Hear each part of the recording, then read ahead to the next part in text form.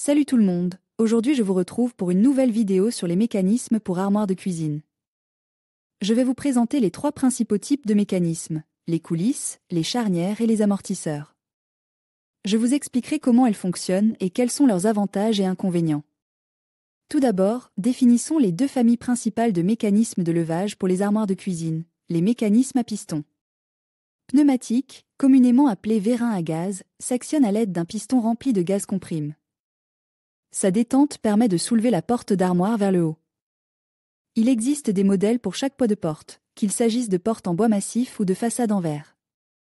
Les mécanismes à ressort quant à eux fonctionnent à l'aide d'un système de ressorts hélicoïdaux, en tension ou en torsion. Ils sont généralement moins puissants que les pistons pneumatiques, mais peuvent suffire pour des portes légères en bois ou en matériaux synthétiques. Ils sont également moins chers et plus faciles à installer. Les mécanismes à piston pneumatique sont constitués d'un cylindre, d'un piston et d'une tige. Le cylindre est rempli d'un gaz inerte, tel que l'azote, sous haute pression. Lorsque la tige est poussée vers le haut, le gaz comprime se détend, poussant le piston vers le haut et soulevant ainsi la porte des armoires. La force de levage dépend de la pression du gaz et de la section du piston. Les mécanismes à ressort sont constitués d'un ressort hélicoïdal, d'un support et d'une tige. Lorsque la tige est poussée vers le haut, le ressort se comprime, stockant de l'énergie potentielle. Lorsque la tige est relâchée, le ressort se décomprimé, libérant l'énergie stockée et soulevant la porte d'armoire. La force de levage dépend de la raideur du ressort et de sa contrainte. Trouver le bon mécanisme pour vos armoires de cuisine est essentiel pour créer des armoires fonctionnelles et esthétiques. Il existe de nombreux types de mécanismes disponibles, chacun ayant ses propres avantages et inconvénients.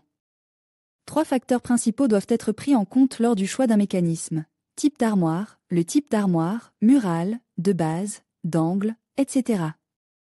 Déterminera le type de mécanisme qui convient le mieux.